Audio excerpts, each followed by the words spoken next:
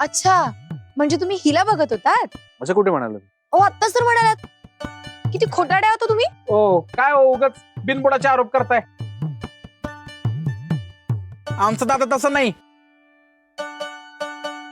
तुमच्या दादाला काय डोळ्याचा आजार आहे का? रंगवणं इथे, लक्ष तिथे, नक्की काय रंगवताय हो? टाकी रंगवतोय. आणि तुम्हाला असं का वाटतं की मी तुमच्याकडेच बघेन? नाही काय आहे ना, मी बरोबर ओळखते तुमच्यासारख्यांना. एखादी सुंदर मुलगी दिसली की तिच्याकडे बघत राहायचं.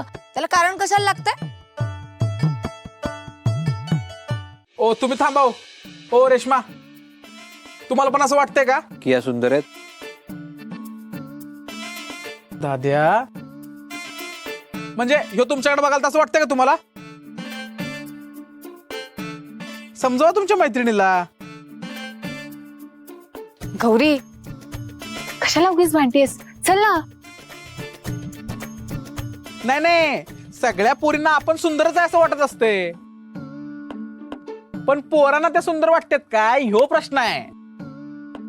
ओ काय बोलताय? मी सुंदर आहे की नाही हा मुद्दाच नाहीये. तुम्ही माझ्याकडे का बघताय हा मुद्दा आहे. मी? हो तुम्ही. आता काय फळ्यावर लिहून सांगू? एक मिनिट, पण मी कशावरून तुम्हालाच पाहत होतो? जाऊ दे ना दाद्या, कशाला? नाही, असं कसं जाऊ दे? माझ्यासारख्या सज्जन माणसावर तुम्ही आणि सज्जन? अगो बाई, अहो एक नंबरचे निर्लज्ज आहात तुम्ही. तुम्ही बघत होतात, मी बघत होते तर.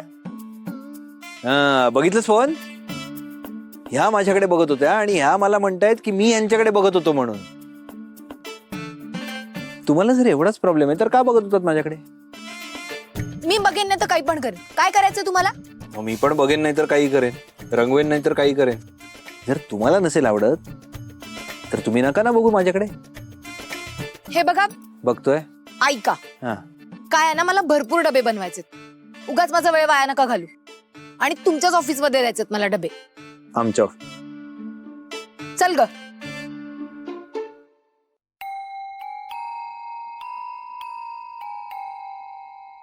आपल्या ऑफिसमध्ये? पण मी काय म्हणते, यांना एक संधी द्यायला काय हरकत आहे? असं घरी बसून यांची काय अवस्था झालीये बघताय ना तुम्ही सगळे. बाबा हो, यांना त्यांच्या चुकीचा पश्चाताप झालाय, मग तरी आपण यांना एक संधी द्यायला का नकार देतोय? आणि असं घरी किती